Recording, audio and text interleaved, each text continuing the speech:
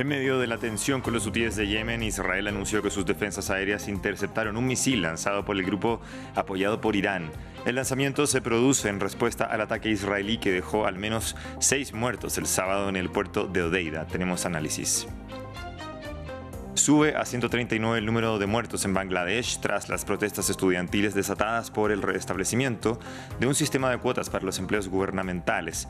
Los estudiantes bangladesíes anunciaron que mantendrán las protestas pese a que el Tribunal Supremo anuló la mayoría de las cuotas. Y a solo una semana de las elecciones presidenciales en Venezuela, la escasez de servicios públicos como el gas doméstico, el agua y la gasolina marcan la campaña electoral. Tenemos reporte con nuestra enviada especial desde el estado de Táchira, en Venezuela.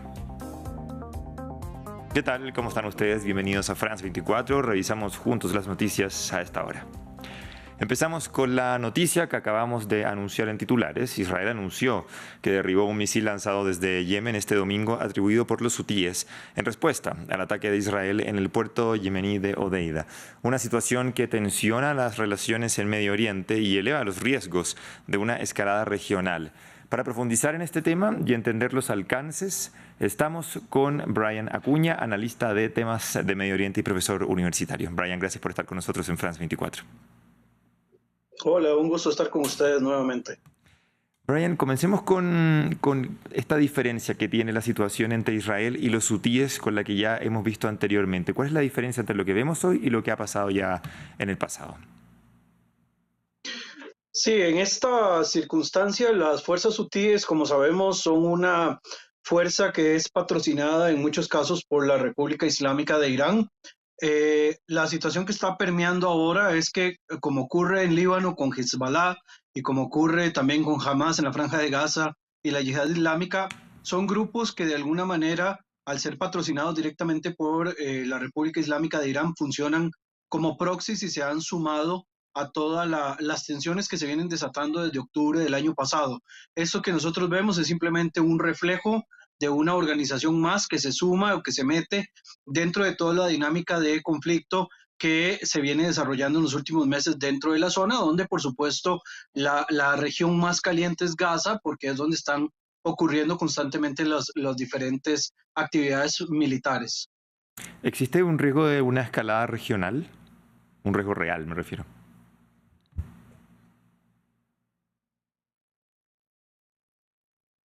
¿Me escuchas?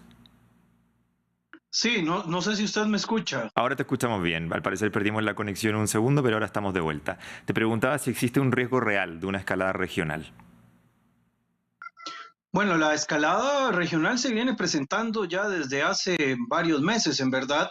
Lo que hemos tenido quizás es que a diferencia de lo que es una guerra total, donde lo que vemos son enfrentamientos de ejércitos formales, lo que hemos visto es un crecimiento de las acciones por medio de proxies, por medio de grupos irregulares. Lo que tenemos mucho en este tipo de situaciones es un contexto de guerra irregular donde funcionan estas organizaciones y donde las escaladas se van viendo de manera paulatina, no es algo que nosotros vamos a ver de inmediato en todo su esplendor, sino que lo vamos a ver escalonado en diferentes niveles.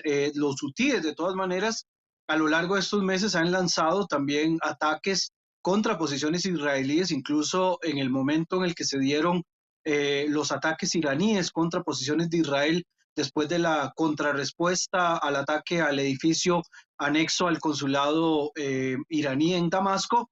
Vimos que también las fuerzas hutíes lanzaron un ataque, el cual en muchos casos ha sido interceptado por fuerzas de la coalición occidental para evitar de que la escalada sea mucho mayor. Pero de alguna manera acá podemos ver que hay dos tipos de respuesta. En primer lugar, Israel está diciéndole a los hutíes no se metan, no se involucren en un conflicto que realmente no les compete. Y por el otro lado, de alguna manera le está lanzando un mensaje tanto a Arabia Saudita de que eventualmente podría apoyarlos en caso de una escalada mayor con respecto a sus relaciones con Irán, y al propio Irán le están lanzando un mensaje de que están a cortos kilómetros de también poder golpear de manera directa en posiciones iraníes. Por lo tanto, esto nos demuestra de que la situación podría escalar, pero en realidad no esperemos una escalada total, sino una situación de guerra irregular como lo tenemos hasta este momento. ¿Cómo podríamos explicar que un dron lanzado desde Yemen logró impactar en Tel Aviv el viernes matando a una persona cuando el ataque de Irán con más de 300 drones y misiles en abril pasado no causó mayor daño? ¿Qué podría explicar esta gran diferencia entre estos dos ataques? Bueno, parece sorprendente, pero en ocasiones depende mucho de la altura en la que vuelen algunos aparatos hostiles. En este caso, hay ciertas alturas a las cuales un aparato no es detectado. En todo caso, si no lo detectan, digamos, los radares, hay otros sistemas también de defensa que en buena teoría debieron de haberlo calculado, debieron de haberlo visto. Posiblemente hay una falla muy grande a nivel interno que haya permitido de que este dron suicida finalmente termine impactando un edificio en Tel Aviv y por lo tanto esto genera que haya muchas críticas internamente en Israel porque estamos hablando de una situación relacionada con la defensa y con la situación de la seguridad del Estado que no puede verse tan vulnerable, ¿verdad? Las mismas críticas y el análisis que se está haciendo con respecto a la situación del 7 de octubre y mismas críticas y análisis que se hacen cuando se dan ataques sobre posiciones civiles israelíes, ¿verdad?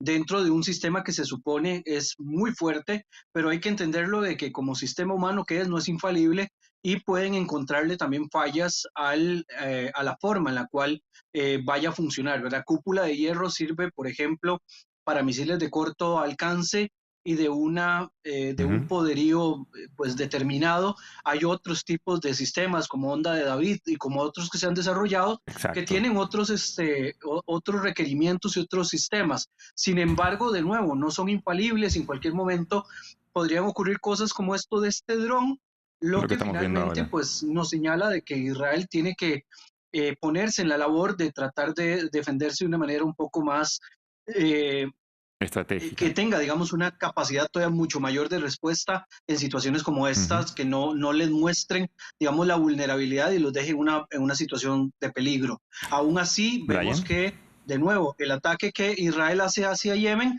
lanza un mensaje claro a Teherán de que no se atrevan tampoco a cruzar una línea roja que entre ellos mismos se han trazado. Nos queda tiempo para una última pregunta brevemente. Esta semana Benjamin Netanyahu viaja a Washington. ¿Crees tú que hay una posibilidad de que sea el momento para firmar un acuerdo de cese el fuego bajo la presión de la administración de Biden? Sería lo ideal. En realidad ya el tema del desgaste con respecto a este conflicto se siente bastante y se están buscando circunstancias en las cuales poder ir saliendo. Posiblemente Estados Unidos va a querer poner un poco más de presión a su par israelí, sin embargo, hay que entender de que también para Netanyahu es una situación un poco tensa por cuanto él planteó dos objetivos específicos en esta operación, que es acabar con Hamas y acabar también con la posesión que tienen de los prisioneros, de los rehenes que están desde octubre pasado. Quizás esto pueda acelerarse un poco el proceso, ya que las fuentes de las últimas horas señalan de que es posible que Israel haya dado de baja a Mohamed Deif, que es el número 2 de Hamas en la Franja de Gaza, y esto podría eventualmente, debido al riesgo que tienen los liderazgos de Hamas en Gaza, que se sientan pues un poquito presionados a tener que Presionados. tomar decisiones que a ellos no les garantice, que les garantice a ellos la continuidad. Clarísimo, entonces esperemos a ver qué pasa en esta reunión que ya vamos a estar reportando esta semana. Brian Acuña, analista de temas de Medio Oriente, gracias por estar en France 24 una vez más con nosotros. Con mucho gusto. Seguimos avanzando. Vamos ahora a Bangladesh, donde la Corte Suprema anunció que modificó las cuotas de empleo gubernamental, pero pese a ello, los estudiantes indicaron que mantendrán las protestas en las calles hasta que el gobierno apruebe un proyecto de ley en el Parlamento que atienda sus demandas. Patricio Peralta nos amplía en el informe. Luego de las masivas manifestaciones y con más de 100 muertos, la Corte Suprema de Bangladesh redujo el controvertido sistema de cuotas laborales. Los estudiantes reclamaron porque el modelo favorecía a los familiares de los veteranos de guerra y, sobre todo, a quienes son más cercanos al gobierno.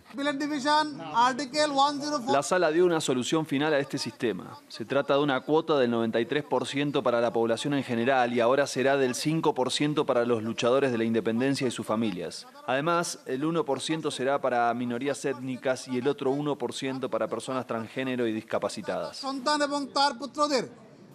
En Bangladesh, cerca del 60% de los puestos en el sector público están reservados en cuotas para varios grupos: minorías étnicas, personas con discapacidad, mujeres, entre otros.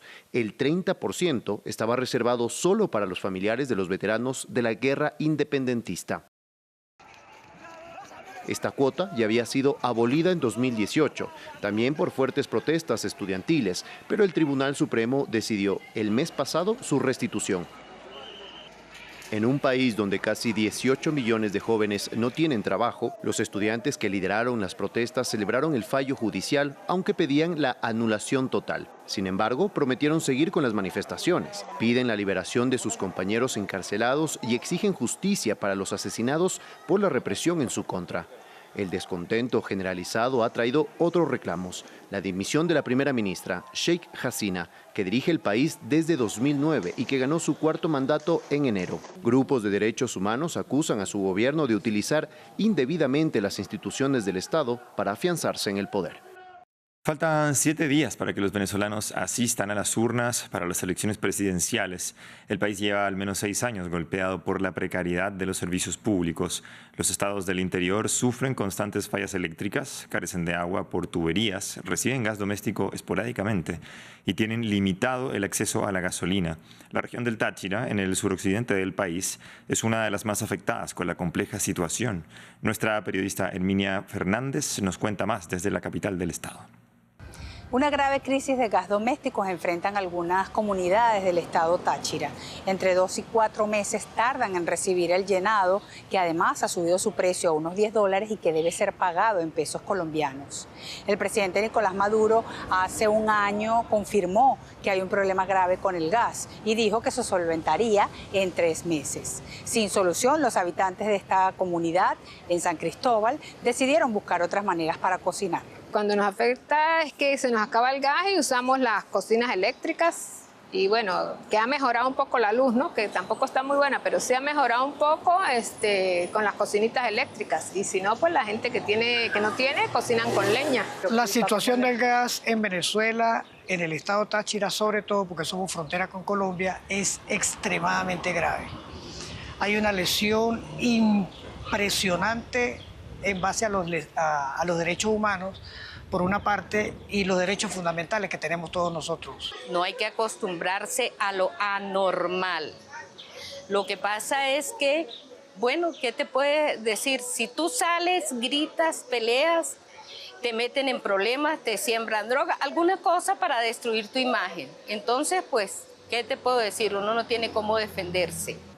El gas doméstico se puede encontrar en $50 en el mercado negro. Es por esto que las cocinas eléctricas se han vuelto fundamentales en las casas, pero solo se pueden utilizar cuando hay energía eléctrica. La falta de electricidad también es otro tema de preocupación en las comunidades. Han disminuido los cortes de luz, pero aquí era, mire, 4 horas en la mañana, 4 en la tarde y 4 en la noche y esa cuestión. Ahora no sé si es que lo están tirando solamente de noche. Además de las dificultades con el gas doméstico y la electricidad, los habitantes del suroccidente del país también sufren para recargar combustible. En esta región del país se surte gasolina, luego que sale en un sorteo por número de placa y apenas 40 litros. Consultoras privadas afirman que entre enero y mayo de 2024 la producción de gasolina en el país se ubicó en 75.000 barriles por día. Sin embargo, la demanda alcanza los 125.000 barriles diarios. Cerramos en París, donde se realizan los últimos ajustes antes del inicio de los Juegos Olímpicos del próximo viernes. La ceremonia de inauguración prevista en el río Sena ha generado un plan de seguridad sin precedentes en el país que los organizadores esperan no afecte el ambiente de fiesta. Se trata de los primeros Juegos Olímpicos donde la ceremonia de inicio no ocurre al interior de un estadio. Escuchemos las declaraciones de Tony Estanguet, presidente del Comité Organizador de París 2024, que asegura que ya todo está listo. Nunca se ha hablado de poner en riesgo un modelo de seguridad. Así que la base es cómo podemos garantizar la seguridad de los espectadores y de los atletas. Y por eso hay un sistema de seguridad sin precedentes en nuestro país y en París en particular, para garantizar que la seguridad estará ahí. Cerramos este bloque y ya regresamos. Siga con nosotros.